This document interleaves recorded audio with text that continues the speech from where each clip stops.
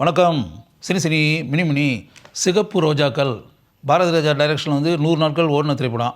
மிகப்பெரிய அளவில் வெற்றி பெற்ற இந்த திரைப்படத்தினுடைய கதாநாயகன் கமலஹாசன், கதாநாயகி ஸ்ரீதேவி. அருமையான கிரைம் சப்ஜெக்ட்.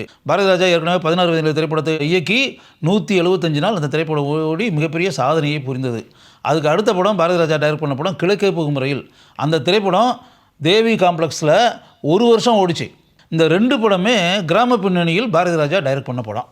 கிராம பின்னணி மட்டும் இல்லை, இதை தாண்டி இருக்கக்கூடிய நகர பின்னணியில் இருக்கக்கூடிய ஒரு கதையை வச்சு கூட நான் எக்ஸ்ட்ரானரியாக டைரக்ட் பண்ணுவேன் அப்படின்றத காமிக்கணுன்றதுக்காகத்தான் அவர் ஒரு அர்பன் ஓரியன்ட் சப்ஜெக்டை டைரக்ட் பண்ணுறது அப்படின்ற முடிவுக்கு வந்துட்டார். அப்படி இருக்கும்போது இல்லஸ்ட்ரேட்டட் வீக்லி ஆஃப் இந்தியா அப்படின்ற வீக்லி பத்திரிகை இருக்குல்ல, அதாவது நான் இங்கிலீஷில் அப்படி நிறைய படித்து அப்படிலாம் இருக்கக்கூடிய ஆள் கிடையாது.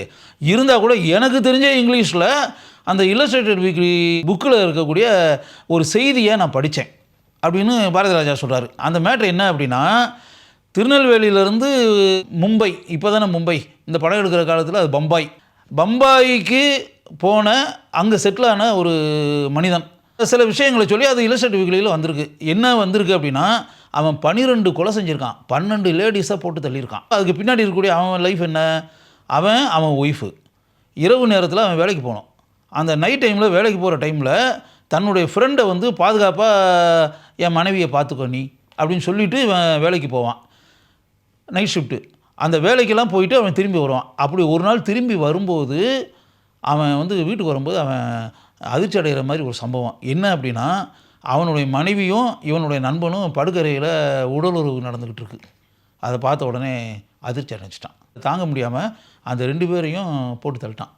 கொலை செஞ்சாச்சு. அதுக்கு பிறகு என்னன்னா, அவனுக்கு பெண்களை பார்த்தாலே வெறுப்பு. அப்படி வெறுப்படையக்கூடிய அந்த தருணங்கள் இருக்குல்ல, அப்படி வரும்போதெல்லாம் பல பெண்களை கொலை செய்து அப்படிங்கும்போது 12 பெண்களை கொலை செஞ்சு அவனை பற்றிய கட்டுரை இல்லஸ்ட்ரேட்டட் வீக்லியில் வந்திருக்கு. பாரதி ராஜா அதை படிக்கிறாரு. படித்த உடனே இதே டைப் ஆஃப் ஒரு மேட்டரை வச்சு நம்ம படமாக எடுத்தால் என்ன அப்படின்னு நினச்சி அதுக்கு இன்ஸ்பிரேஷனாக இருந்தது தான் சிகப்பு ரோஜாக்கள். சிகப்பு ரோஜாக்கள் படத்தில் கமலஹாசன் பல பெண்களை கொலை செய்து அப்படின்றதான மேட்டரு. ஒரு ஹீரோவே பல பெண்களை எப்படி தீர்த்து கட்டுகிறான் அப்படின்றது எக்ஸ்ட்ரானரியான ஒரு மேட்டர் இல்லையா. பாரதி ராஜா ஆங்கில படங்களுக்கு நிகரான ஒரு கதையம்சத்தை வைத்து அந்த திரைப்படத்தை டைரக்ட் பண்ணார். பாரதி ராஜா போய் கமலஹாசன் போய் சொன்னார். கமலஹாசன் ஏற்கனவே 16 வயதில் பாரதி ராஜா டைரக்ஷன் நடித்து அந்த படம் பெரிய சூப்பர் ஹிட் இல்லையா. அதனால் பாரதி ராஜாவினுடைய இயக்கம் எப்படி இருக்குன்றது கமலஹாசன் நல்லா தெரியும். கமலஹாசனை பொறுத்தவரை டிஃப்ரெண்ட்டான பல கதாபாத்திரத்தில் நடிக்கணும்னு நினைக்கக்கூடிய நடிகர் தானே. அதனால் சரின்னு சொல்லிட்டு அவர் சம்மதிச்சிட்டார். சிகப்பு ரோஜாக்கள் படம் இப்படித்தான் ஆரம்பிக்கப்பட்டது அப்படி வச்சுக்கோங்க. அப்படி ஆரம்பித்த பிறகு அதுக்கு இந்த வீடுன்னு இருக்குல்ல, அந்த கொலை நடைபெறக்கூடிய வீடு, அந்த வீடு எது அப்படின்னு வரும்போது ஹோட்டல் பாம் குரோவ் இருக்குல்ல, அங்கே தான் பாரதி ராஜா படம் டிஸ்கஷன் இந்த மாதிரி மேட்டர்லாம் நடக்கும். அப்போ பாம் குரோவ் ஹோட்டலுக்கு நேர் எதிராக ஒரு பங்களா இருக்குது. அந்த பங்களாவில் அந்த படத்தினுடைய படப்பிடிப்பு ஸ்டார்ட் ஆகிடுச்சு. ஸ்டார்ட் ஆகி நடந்துகிட்டு இருக்கும்போது பாரதி ராஜாவுக்கு மட்டும் அந்த வீட்டில் ஷூட் பண்ணுறதுல அவ்வளோ விருப்பம் இல்லை. நம்ம மனசுக்குள்ளே என்ன கற்பனை பண்ணுறோமோ அந்த பேட்டர்னில் அந்த வீடு இல்லையே, திடுக்கிடும் பல சம்பவங்கள் நடைபெறக்கூடிய வீடு அப்படின்னு வரும்போது அந்த மாதிரி சம்பவங்களுக்கேற்ற வீடாக இது இல்லை அப்படின்ற மாதிரி பாரதி ராஜாவுக்கு தோணிருச்சு. சில காட்சிகள் படமாக்கப்பட்ட பிறகு பாரதி ராஜா ஷூட்டிங்கை நிறுத்திட்டு டோட்டல் என்டையர் யூனிட்டே அங்கே இருக்குது அப்படி வச்சுங்க. நடிகர்கள், டெக்னீஷியன்ஸ், ஆல் பீப்புள் எல்லாமே அங்கே இருக்காங்க. அவங்களெல்லாம் நிறுத்தி வச்சுட்டு பாரதி ராஜாவும் கமலஹாசனும் காருக்குள்ளே உட்காந்துட்டு சென்னையில் வீடு தேடுறாங்க, ஷூட்டிங் வீடு. யோசிச்சு பாருங்கள், ஷூட்டிங்கை ஸ்டாப் பண்ணி வச்சுட்டு அப்படி அலைஞ்சி வரும்போது வெங்கட் நாராயணா ரோடு இருக்குல்ல, அங்கே பார்க் இருக்குல்ல, அந்த பார்க்கு பக்கத்தில் ஒரு வீடு, ஒரு பங்களா இருக்குது. பாரதி ராஜா பார்த்தாரு, இந்த வீடு நல்லா இருக்குது, நான் நினைக்கிறது இந்த மாதிரி தான் இருக்கணும், லொக்கேஷன், அந்த அட்மாஸ்பியர், இரவு நேரத்தில் திடுக்கிடும் சம்பவங்கள் அப்படிலாம் நடக்குதுன்னா இந்த பேட்டர்னில் இருக்கக்கூடிய ஒரு பங்களாவாக இருக்கணும் அப்படின்னு சொன்னோடனே நம்ம வேணால் அந்த வீட்டு ஓனர்கிட்ட போய் கேட்டு பார்க்கலாமேன்றது மாதிரி உள்ளே போகிறாங்க. நகார் அப்படின்னு சொல்லிட்டு அந்த வட இந்தியாக்காரர், ஹிந்தி பேசக்கூடியவர். அவர் கார்மெண்ட்ஸு எக்ஸ்போர்ட் பண்ணக்கூடியவர் வெளிநாடுகளுக்கு, அதான் அவருடைய தொழில். அவர் தான் அந்த வீட்டினுடைய ஓனர். பாரதி ராஜாவை அவருக்கு யாருன்னே தெரியலை. அவர் தமிழ் படமாக பார்த்து அப்படின்லாம் கிடையாது. கமலஹாசனை ஏதோ கொஞ்சம் தெரியுது அப்படி வச்சுக்கோங்களேன். அவங்க தாங்களே இவங்களே அறிமுகப்படுத்திட்டாங்க. போய் சொன்னாங்க, விஷயம் என்ன விஷயமா வந்திருக்கீங்கன்னு போது இந்த விஷயத்தை சொன்ன உடனே அவர் வேணா வீட்டுக்குள்ளே போய் என்ன பாருங்களேன் அப்படின்னு இருக்காரு. வீட்டுக்குள்ளே போய் பார்த்தாங்க. பார்த்தோன்னே இவங்க நினச்சது மாதிரி இருந்துச்சு.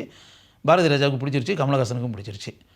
உடனே இம்மிடியேட்டாக அந்த வீட்டில் வெயிட்டிங்கில் இருக்காங்களா அவ்வளோ பேரும் எல்லாத்தையும் இங்கே வரைச்சிட்டாங்க, கிளம்பி எல்லாத்தையும் கேமரா எடுத்துகிட்டு எல்லாமே இங்கே வாங்கன்னு, இங்கே தான் ஷூட்டிங் இப்போ நடத்த போகிறோம்னு சொல்லிட்டு இப்படி யோசிச்சு பாருங்கள், இப்படிலாம் சினிமாவில் நடந்திருக்கு பாருங்கள். அதுக்கப்புறம் இங்கே வந்தோடனே அந்த வீட்டில் தான் ஷூட்டிங். அந்த பில்டிங்க்கே ரெட் ரோஸ் பில்டிங்னு சொல்லி பேர் வந்துருச்சு. சிகப்பு ரோஜாக்கள் கூட அங்கே ஷூட்டிங் நடந்து அப்படின்னு வரும்போது அதில் வந்து உங்களுக்கே நல்லா தெரியுமில்ல, ஒரு கருப்பு பூனை வந்து படத்தில் வரும், அப்படியே ரத்தத்தெலாம் நக்கிக்கிட்டு இருக்கும். அப்படிப்பட்ட ஒரு பூனையை பாரதி ராஜா தேடிக்கிட்டு இருக்கும்போது இவருடைய நண்பர் வந்து ஆர்சி பிரகாஷ்னு சொல்லி ஒருத்தர், அவர்கிட்ட வந்து 3 பூனை வீட்டில் இருக்குது. 3 பூனையை அவர் வளர்த்துக்கிட்டு இருக்காரு. அதில் கருப்பு நிறத்தில் இருக்கக்கூடிய ஒரு பூனையை வந்து இது மாதிரி நான் படத்துக்கு எனக்கு தேவைப்படுது, நான் இதை வந்து ஷூட்டிங்கில் வந்து நான் யூஸ் பண்ணுறேன் அப்படின்ற மாதிரி சொல்லிவிட்டு அந்த பிளாக் கேட் அதை கொண்டு வந்து சிகப்பு ரோஜாக்கள் படத்தில் நடிக்க வச்சாங்க. அந்த சிகப்பு ரோஜாக்கள் படத்தினுடைய ஷூட்டிங் டேஸ்னு ஒன்று இருக்குல்ல, 20 நாள் தான் ஷூட்டிங் டேஸ். 20 டேஸில் படத்தினுடைய முழு படப்பிடிப்பையும் பாரதி ராஜா முடிச்சிருக்காரு. போஸ்ட் ப்ரொடக்ஷன் ஒர்க்ஸோடு சேர்த்து 28 நாள் அந்த படத்தினுடைய ஒர்க்கிங் டேஸ்.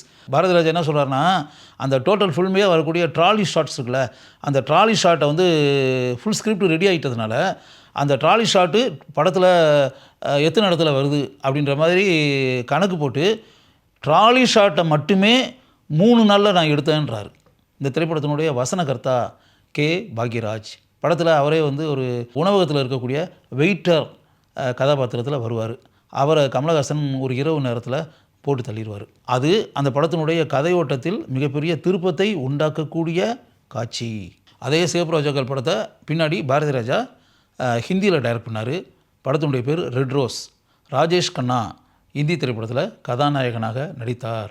தமிழ் சிகப்பு ரோஜாக்கள் திரைப்படத்தில் இளையராஜா அமைத்த பின்னணி இசையில் அதற்கு இணையாக இதுவரை வேறு எந்த திரைப்படத்திலாவது இருந்திருக்குமா ஒரு அருமையான பின்னணி இசை அப்படின்றது யோசிக்க வேண்டிய விஷயம். ஒரு கிரைம் கதையை ஆங்கில படத்திற்கு நிகராக பாரதி ராஜா எந்த அளவிற்கு மிகவும் சிறப்பாக இயக்கி இருக்கிறார் அப்படின்னு சொல்லிட்டு அனைவரும் மூக்கில் விரல் வைத்து ஆச்சரியத்துடன் பாரதி ராஜாவை பார்த்தார்கள்.